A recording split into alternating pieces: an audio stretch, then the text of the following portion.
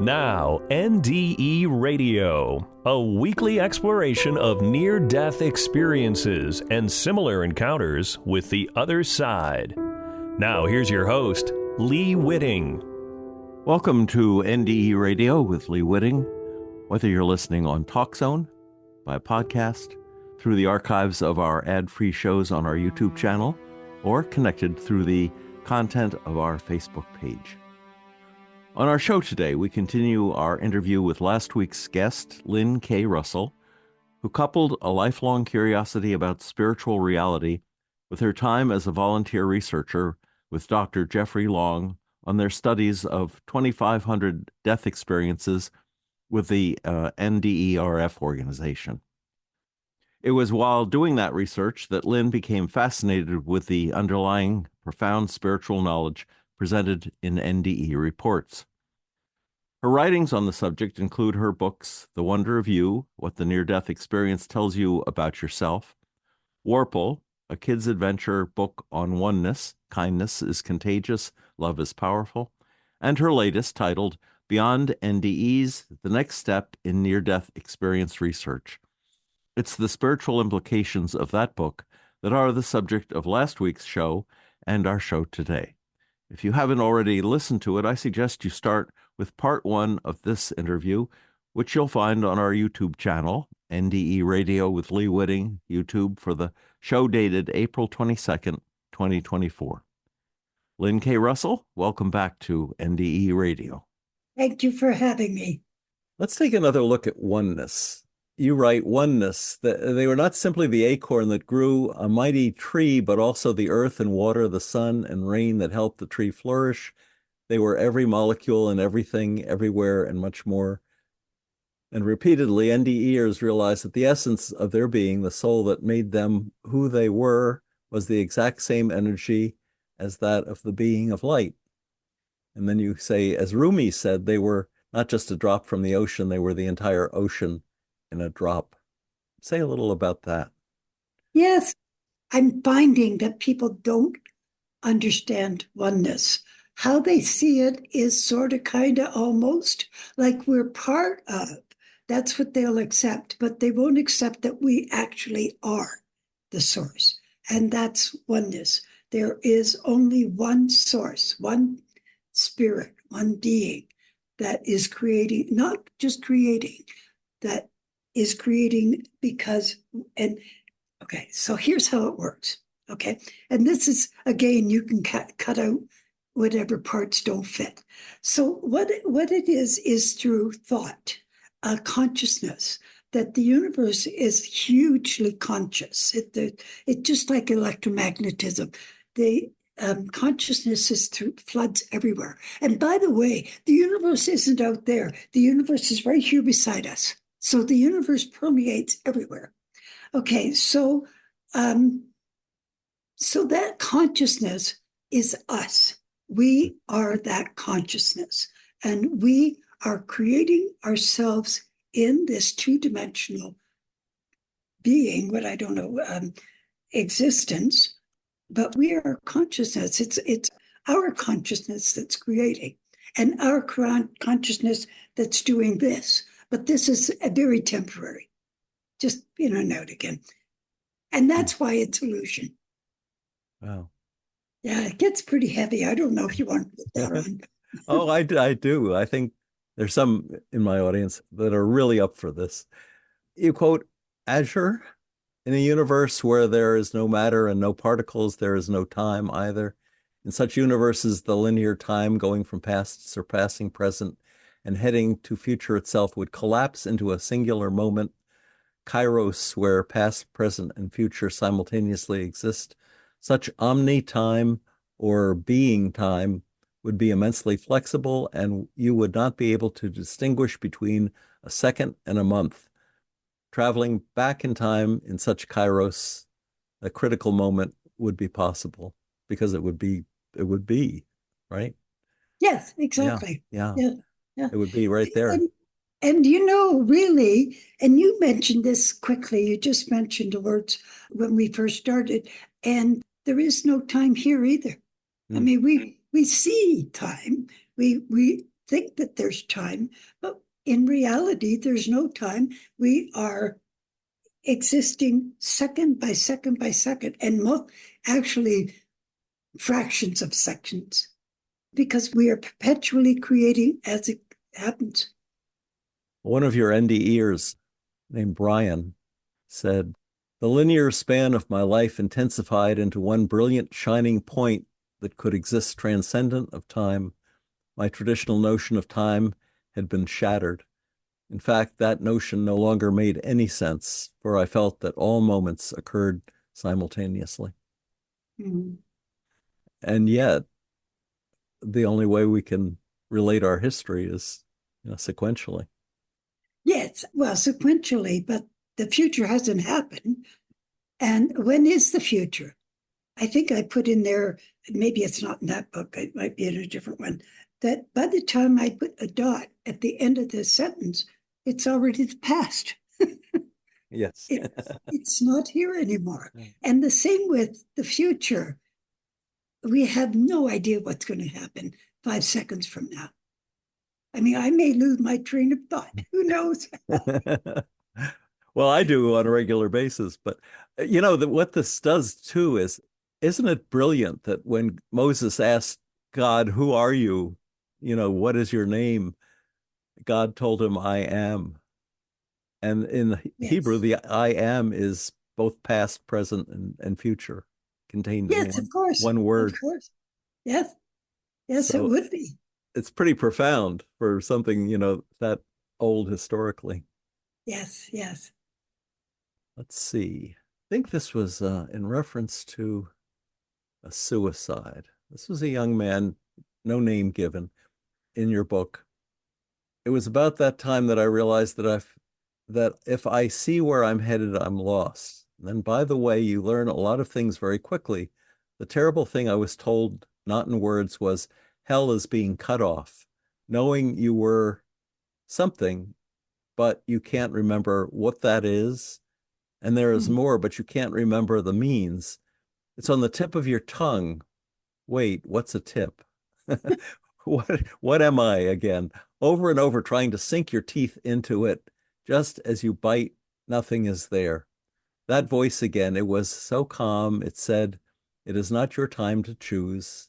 This is a gift, life. You have been selfish." So it's not only isolation if you are, if you cut yourself off, if you create your own hell, which is a possibility for as long as you do it, but also you don't have the knowledge that you need to get yourself out of that spot. Yeah, that's true. Yeah. It's on the tip of your tongue, but you can't think to. How frustrating. And the death experiences that upset me the most are the ones who don't allow themselves to go to the light or even to the garden because they don't think that they deserve it. And so they've been brainwashed to think that they're sinful. Well, what a shame, And it's more of a shame for me because I know that they are one. They are the source. And yet they can't allow themselves to be all that they are. And here's another quote that I thought was fascinating. "I could see the entire universe, galaxies, stars, planets, and the earth. I had an overwhelming sense of all oneness, accompanied by a feeling of wrong." I think this was one of the suicide quotes. "I was utterly alone without the presence of God. I felt something behind me, or I knew there was something there. It felt that if I turned and looked, I would be there forever. It was not a comfortable place. I saw the universe being destroyed before my eyes. It turned from brown to fire, from right to left, starting at the earth. It was my universe that was being destroyed, not yours, not anyone else's. And I knew the destruction of mine would have no effect on anyone else."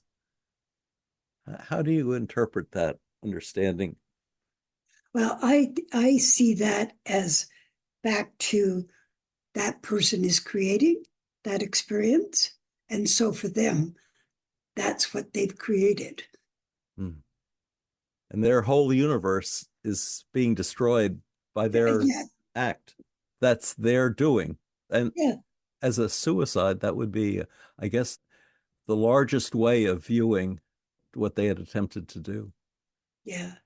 I feel sorry, very sorry for somebody like that, because what do they think of themselves to get to the point of destroying their whole universe? Mm. And after they destroy it, what is left? And what will they build a new universe for themselves? There was another discussion of, I think this was good and evil. We are told that frightening experiences derive from people's feelings of what they deserve. And then this is the quote. There was a dark, ominous figure to the right of the outer door frame. He appeared evil. His right hand kept beckoning me inward in kind of a rolling hand motion. I became very afraid. Sounds like soul-wrenching screams, not screams of pain, but screams of the soul, emitted from the fire behind him. I tried to pull back, but discovered I could not. Now that's another self-generated image. But if we're love, where does such an image come from? From us, because when the person dies, they take what they know with them. So they would, and most people, and I've mentioned this in the book, bring a body with them because that's what they recognize themselves as being. And so a lot of that physical experience in the physical garden and the places that they go are constructs from them, because that's what they're most comfortable with. That's what they've just spent a lifetime in a physical realm. And so that's how I explain that, is that person created every one of that, the whole thing. I feel really, as I said before, bad for people who have that kind of messaging, that they're not good enough for because it's just so sad. And I think the world, and as I've mentioned before, we are creating this world at the exact same moment. So we can choose what kind of world we create. So the hate and the fear and fear is a biggie, really biggie for me, because I see it as manufactured. I see that fear is not real. Today's fear in this world to now, we're very frightened. People are very frightened, but I feel bad for them because it's not true. It's manufactured fear. And so anyway, fear always brings about anger and aggression. Yes, the scale runs from love to fear. It seems like a simple scale. The more you can push it toward the love end of things, the better off you're going to be. Yes, of course. Yes. And the better off the world will be as a result as well. Yeah. In the book, you have, the truth is, however, there is no such thing as evil, there is no such thing as sin, and there is no such thing as hell, except for the hell we create ourselves in our fearful, ignorant minds. Yeah, that's right. Yeah. By the way, I'm delighted that you are getting so much out of the book. That's wonderful. I strongly encourage people to get a copy for themselves, because it's really, you're dealing with very profound questions. And all of these quotes, I haven't begun to touch the number of quotations you have from actual NDEers, but they highlight the points you're making so well. It's all very well constructed. So many people when they write about NDEs, they get all hung up in trying to prove that they're real. What did the woman out of her body in the hospital see? Was it really a sneaker on the window ledge? It's just, when you've done this enough, you know how completely real these experiences are, and how completely personal, that they have been framed by that person's, I won't say mind, it's the soul picture. So what you've done really to sort these things out and to look beyond the details is really brilliant. I congratulate you for that. Thank you. Here's a quote. I'm looking at Beyond NDEs, at the title of the book. The first doorway I peered into resembled a classic hell. Most of me wanted to leave, so I had no difficulty, and my feeling was that anyone could depart hell if they wished. I felt that no one or nothing had put those people in captivity except their belief in the agony they continued to suffer. And then there is yet one more aspect of evil to be considered. As long as we exist in this physical body, adversity will be a part of our reality. Was it designed that way on purpose, do you think? Or were we supposed to be living Adam and Eve like lives in a garden? I think we will always have adversity. I think that adversity helps us to learn and grow and become better than we are. And I do think there's a limit. I won't go into detail, but there's some pretty painful stories out there. So that's over the top. But for everyday kind of living difficulties, yes, I think that we always will have, whether it's money or whether it's, what we want to make for supper or whether we're too tired or whatever, we'll always have something.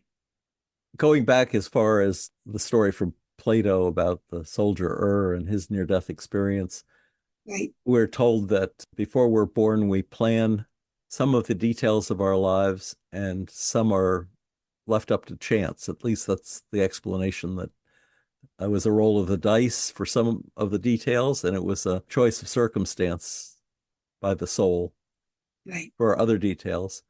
But if we're creating our entire universe for ourselves, where does the chance part of it come in? First of all, we create the universe, but we don't remember that. We don't know that that's happening. This physical existence is here and now and every day and that kind of thing. So we're not aware of the all of this information. I mean, unless somebody comes along and teaches us, but then we just don't know it. Some of it has to do, I guess, with the fact that we're separate beings. I mean, we're one consciousness in principle, but in the reality of Earth, we are separate beings that are interacting with each other in sometimes not very nice ways. Yeah. Just don't realize. Purpose. You write that we're all here for a reason. Talk a little about our purpose. Okay, and that goes back to your talking about pre-planning. Before we come into this existence, we, as a soul, decide to come back and we say, okay, we're going to have a physical life on Earth. And so then we choose a goal, what goal we want to accomplish while we're here. And that goal is very, very important. It is written in stone. It's very, very, it's like a contract. You cannot break it. So then the next thing we do is we decide all the elements that are going to be in our lives that will help us, guide us towards that goal. And so the people that are in our lives, whether it's family or in and out, life circumstances, like the kind of family that we're into and that kind of thing, and accidents and those kind of things, or disabilities. We choose what nationality we're going to be, what race we're going to be. We choose every single thing about ourselves, including intelligence and disabilities, because that's going to be very important to getting to our goal. So whatever that goal is. So then we come here with amnesia. We don't know we've done that. And so what we need to do is just follow our heart and we'll get there, to the goal. But what happens is that we also have 100% freedom. And that is 100%. People are saying things like it's meant to be, or those kind of statements. There are no accidents. Well, there are accidents. And there are things that are not meant to be. And some people will say, I don't want to do it. I don't want to, I just want to goof off on this lifetime. And they may not consciously say that to themselves, but that's what's happening at the soul level. And so that's fine. They just have to come back in another life with the exact same circumstances and redo it until they do what their contract is, whatever that happens to be. Yeah. Yeah. You quote an NDEer named Ron who said, "The sole purpose of life is spiritual growth.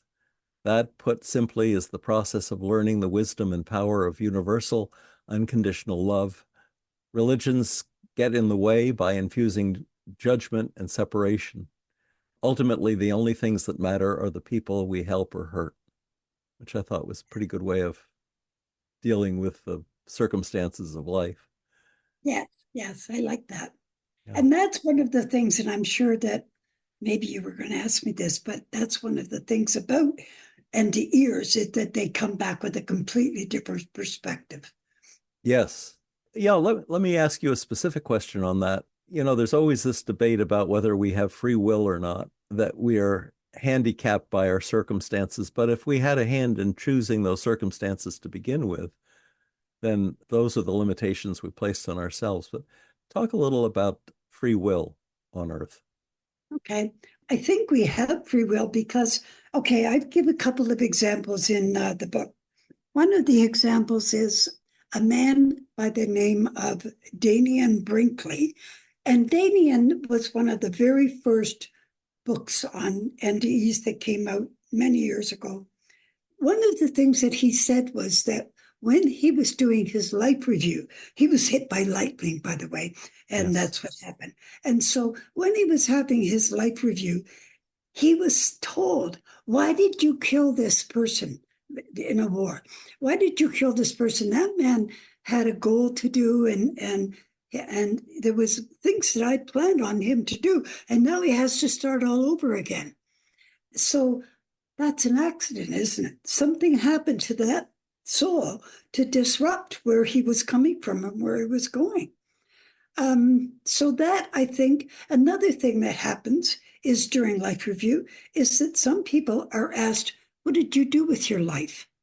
And when they're asked that, they immediately feel bad. And they'll say, oh my God, I haven't done anything. They're one of the people that goofed off. That's a choice. So to me, there is all kinds of free will. Things are not written in black and white. Right. And it may be a cooperative effort too. There's a story of someone who was sort of a hopeless drunk, but became an example to someone else because of the way he lived his life. It taught somebody else something that they had to learn, and they'd work together to make that come about. Good point. Yeah. You wrote, some NDEers have returned from death saying there's no accidents or it's meant to be. Confusion reigns because this is true. They are speaking at the spirit level. There we are, the creator having an experience of being physical. Time is irrelevant, and this existence is an illusion. But we are the creator having an experience of being physical resonates with me. And then there's an NDEer quote that you have connected with that. Mala said, we've been given a wonderful gift to launch ourselves into physical form. Thoughts are extremely powerful. They shape our bodies and lives to our core beliefs. We are here to experience joy and love and the hardship we give ourselves. The lives we are living are a direct consequence of what we think about. We must let go of fear because it is the foundation of suffering. Yeah. A lot of wise words come out of these NDEs, don't they? Yeah. They're changing the world. It's just that they're not enough. Well, there are thousands every day.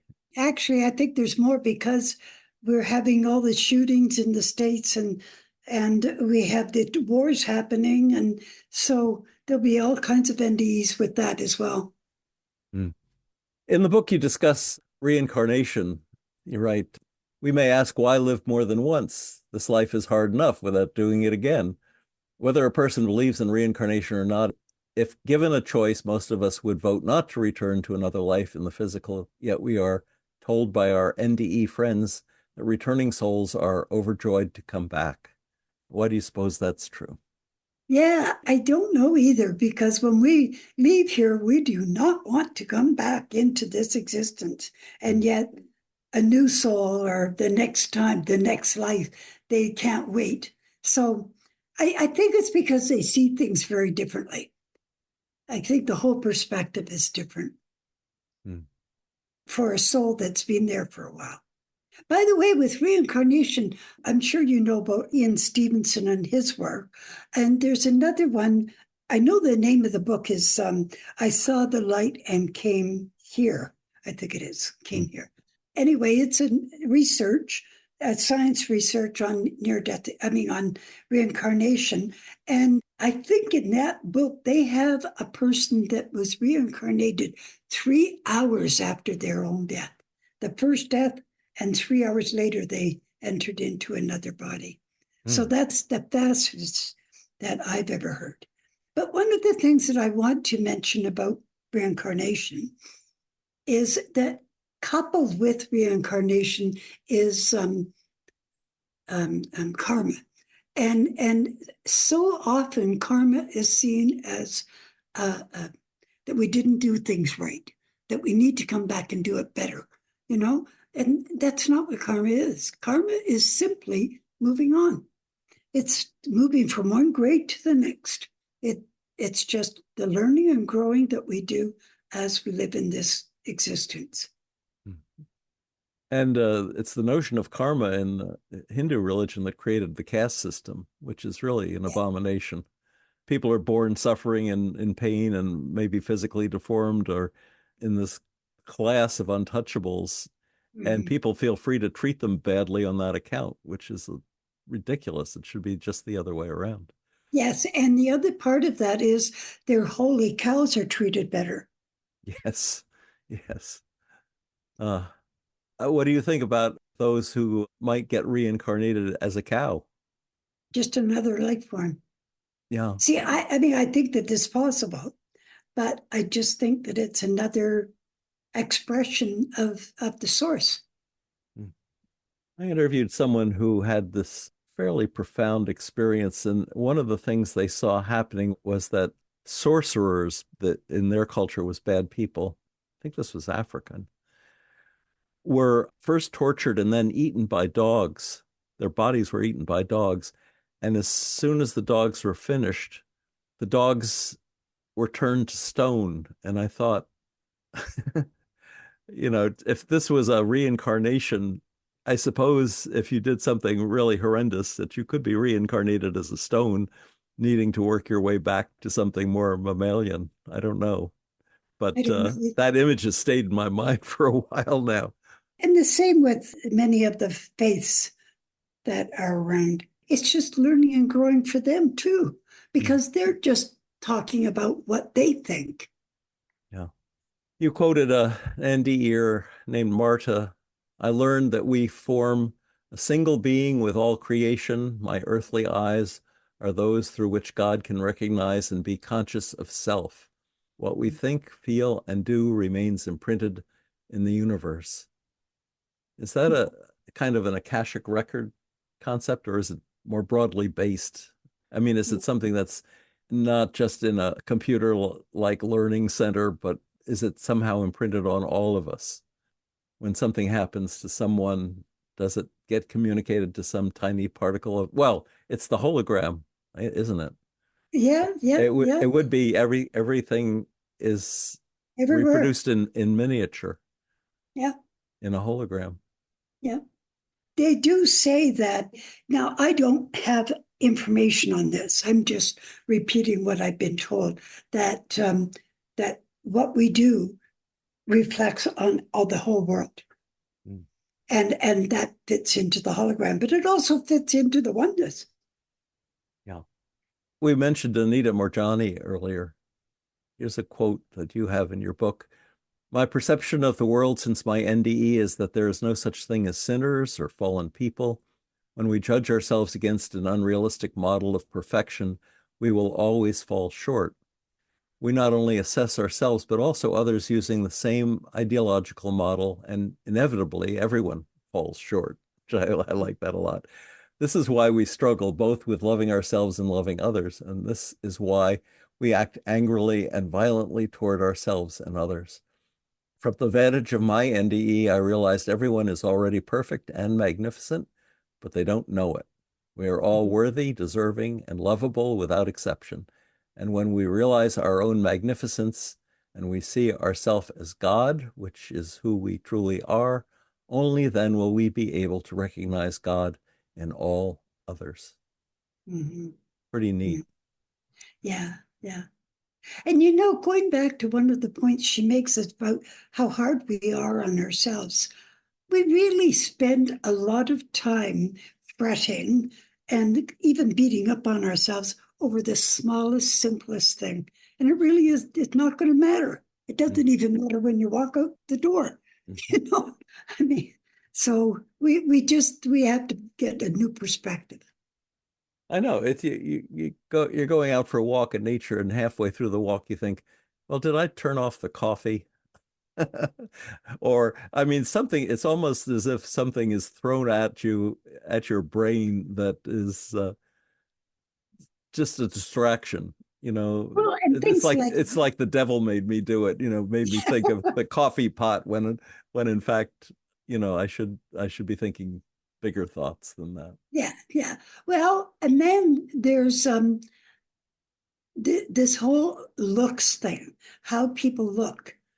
Our world is obsessed with looking beautiful, and if we're not beautiful, then there's something wrong with us, And how sad, and how narrow and small.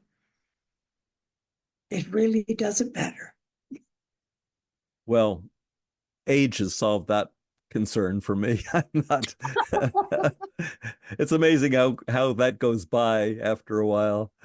Just doesn't, there's I should have a big picture of Einstein up on my wall. But yeah, me too. Epictetus, the Greek philosopher, you quote, and he lived, I guess, just after Jesus' life. But anyway, he said, "You are a primary existence. You are a distinct portion of the essence of God and contain a certain part of him in yourself. Why then are you ignorant of your noble birth? You carry God about within you, poor wretch, and know nothing of it." And you think, all right, we had Jesus telling us to love, and we had Greek philosophers giving us a very clear picture of reality. And yet we're still flub-dubbing around here and getting lost in the details and the pain and the... Yeah.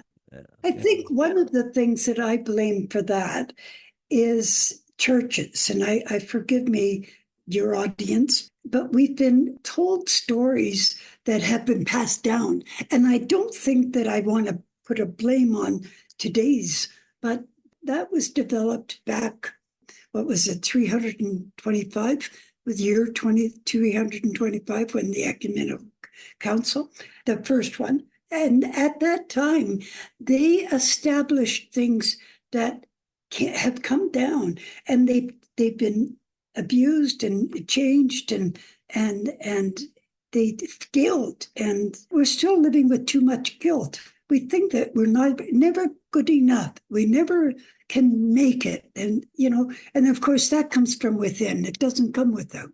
But we're so attached to the without that we can't see it. But I think that that's one of the big reasons why we get stuck there. Yeah. Another NDE, you quote, Haffer, yeah. Yeah. I love that. Yeah, the creator is eternally creating. One of the creations is the practice of conscious love. One learns to paint by painting. That is why temporal, human, illusory creation exists as though it were a matrix within another matrix, and this within another, multidimensionally, until we wake up to our reality. Pretty neat. Mm-hmm. Yeah, I loved her story. She's probably one of my favorites. Well, that's something that folks should buy your book to find out about. We'll leave it at that. Another quote from Dan. "Before me, I saw all of creation as a crystal ball floating in this grayness. Wrapped around creation was a being of stunning majesty, as if it grew from his body. I lifted the skin of creation and saw that every living thing in creation was an expression of this being, connected to this being, indivisible and one. Every person, plant, animal, insect, and microbe drew its very existence from that source. The realization that everything is interconnected from the beginning to the end, from the largest galactic cluster spinning around the hub of creation to the smallest quantum fluctuation, how everyone and everything has a place and a reason. This was revealed. So again, I'll say I really love the way you've tied what you discovered about spirituality to the discoverers themselves, and how you've chosen their words to clarify what you're saying in the book. That works really well together. That's good. That's great. Let's see. I'm just going down through some of the quotes that I wrote down because I thought they were so good. Angela, they asked me, "What have you learned?" I replied, "Everything is everything else." Then they asked again with a simple "and." I was full of knowledge I had never knew I possessed. I answered, "What anyone does matters to everything. What anyone does matters to everything." Mm-hmm. Mm-hmm. Wow. Yeah. So do you feel your life has been changed by all the study that you've been doing? Oh, absolutely. Yeah. How can it not? Yeah. Yeah. I'm already was on this journey of spirituality, and that began when I was about 8 years old. And I think that was my goal. That was the goal that I set for myself for this particular lifetime. But yes, it has changed me. I don't know that I would say that I'm like a person who's had an NDE, though. People who have had NDEs come back with a glow that that I do. Yeah. I think you're emanating a glow. I mean, I'm sure in some past lifetime you've had at least one NDE and probably many. Yes, that's true. That you're vibrating still from that experience. Yeah. Yeah. Huffer, also another quote, "God is everything and nothing at the same time." Mm. So God is everything and nothing. What is the nothing part of that? Yeah, that's a hard one, but I can explain it. I think maybe I'll give it a try. Okay.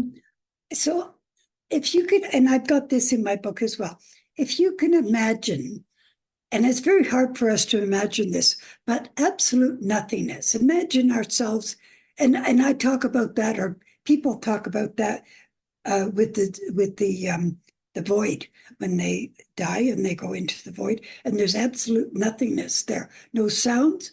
And so if you imagine yourself in this void, and there's no smells, no sounds, nothing floating by, just nothing. If you were in that situation for any period of time, a long period of time, you would not know that you exist, because existence, we have to bounce ourselves off something, anything, to know that we are. And that's part of the human condition. And maybe all life has to bounce itself off. The point is that if that was the source, the original, where there was a nothingness, then the source would need to have invention or creation happen almost immediately to be able to know itself. And that's what I talk about in the oneness, is to know itself, because otherwise there would be nothing. So creation is a must. Is it a must for us on Earth as well? Absolutely. Absolutely. We create whether we know it or not, whether we know it or whether we care. Doesn't matter. If you don't want to create or you do, doesn't matter. You will anyway. It's just like change. There's no way that you can get away from it. Well, here's another quote from Anita Morjani that perhaps fits. "This world, the universe, and even life itself were an incredible game of pretend. You have that right. The universe and the very life we think we live became an amazing trick of the mind. Each of us has created our existence, circumstance, and universe. We have done this through how much love we have. We have done this through how much love we have. And the other part of that, just to add to that, is that love we have. We do have it. We all have it. We may not recognize it. And even the most miserable person in the world still is created in love. And their soul is love. And that we can't get away from either, because that's our being. And that business about not knowing ourselves without having the other to bounce off of, you quote Eckhart Tolle's book, The Power of Now. Who is this me that is responding to me? Are there two me's? And from that question posed within his thoughts, you say he came to find his spiritual reality. Is that the same as we're saying a creator in the void has to create in order to know itself? Yes, that's right. That's right. So there need to be two me's. Well, we have, yes, exactly, because we have, this me and then the real me. Well, not the real me, because this is real too, but, the spiritual us. Yeah. I think that we are perpetually connected. We never left the source. We think that we're here doing this and that, and I'm talking to you miles away, and I've got a guy walking down the street, and I'm separate from him. We think that, but in reality, we're right. We never left the source. We're still there, right, right in the middle. I've heard stories from people who said they were sitting at a coffee shop, and there were people walking down the street, and I just remembered it as you said that. And all of a sudden they were in their head. They were hearing what they were thinking. They weren't imagining it. They just knew they were there, that they had made this sudden and brief connection. Yeah. And then they walked by and it ended. Yeah. Actually, some of that happens with people who return. Now, that isn't a common one, but sometimes they can know what other people are thinking or feeling, and it gets overwhelming. And so they'll go to the grocery store and they can't take it. They have to go when nobody else is there, like, late at night, or, when the place is empty, maybe the first thing in the morning. Here's another quote. Reverend Juliet said, "As we neared Source, I understood more and more about the universe and our place within it, as well as my own nature as Source. It became excruciatingly clear that our universe transpires exclusively within the mind of Source. There is only one being in our universe, Source. All things that we perceive as physical reality are really thoughts manifested of the Source within its own energy field. And most importantly, none of it ever leaves Source. So I intimately experienced the knowing that I am literally part of Source's thoughts. The illusion that I am separate from it is a gift from Source to itself, in order that Source might fully explore its own personality and creativity." Wow. Yeah, beautiful, beautiful statement. Yeah. But to think that we are thoughts is, in a way, to say this is a matrix reality, and yet it's just as real as anything else. And if thoughts are the only form of creativity, then I guess it's a blessing to be a thought from Source, isn't it? We don't realize it, but every single aspect of our future, our past, our lives is thought. It all comes based on thought first. The first point is thought, then action, and everything. And that's all our lives. It's based on thought. We really, really need to pay attention to what we think and what we allow ourselves to dwell on. You write, throughout this book, 3 major lessons have been offered. The first is that we are all one soul experiencing this life. Another is that we are far more exquisite than we can ever imagine. And the third lesson is that we create the world we live in through our thoughts. the way we see ourselves, others, and the world dictates our decisions. Yeah. No God is waving a magic wand. We cannot ask God to do things for us because we are that creative force. It's all the same thing. It is like asking ourselves to help ourselves. I think it's the recognition and the understanding. We, we've been told that we're very arrogant if we think of ourselves as beautiful and magnificent, and we are. But that's, and if we recognize that, we could accomplish so much more. The world that we see could be a whole different place, and it could do it overnight, but it would take all of us to recognize. Wow. I hate for this conversation to end. And we could go on because there are many other quotes. Let's see. I'll throw one more at you before we end. Michael Talbot wrote about Dr. Bohm's observations in his book, The Holographic Universe. He explained that scientists realized at the quantum level that space does not exist in the way we understand. The universe gives the appearance that it is three-dimensional, yet when measured, it shows itself to be two-dimensional. We're going back to something we already discussed, but still, further examinations show that it actually doesn't exist at all. Einstein is quite clear about time and space being one thing and that they are illusions.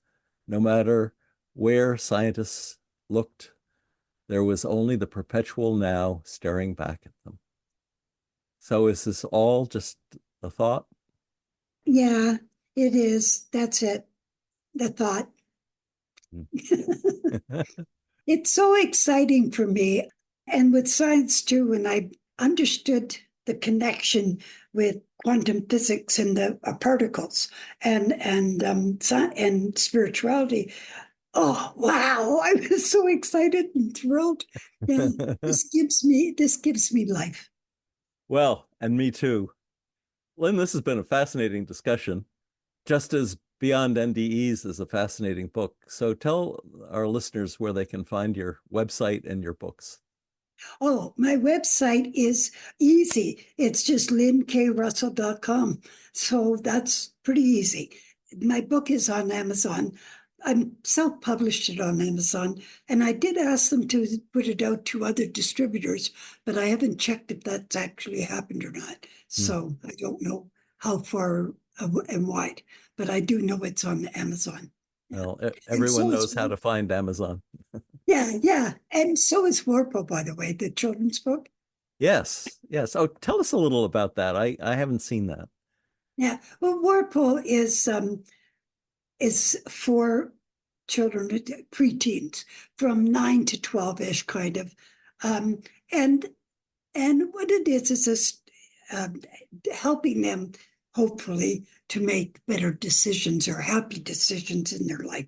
And so the hero in the book is named Cam, and Cam lives in subsidized housing, and he is and he's being bullied by kids around him that are more wealthy, and so he's really got an attitude. He's developed, and he's really getting a little angry about life. Mm-hmm. And so once he sees a way out as being through football. And so if he could be a really good football player, then he could go to university on a scholarship, and then he would get out of this situation. So that's his dream. And so football is his life. Also, he has a girl that he likes that, he's sort of interested in, and her name is Marcy. And but they are just really good friends right now. But he's sort of looking at her in different ways. So anyway, that's a background. Well, one of the things about the coach for the football is that you must get your schoolwork. You have to keep it up. If you let your schoolwork go, then that's it. So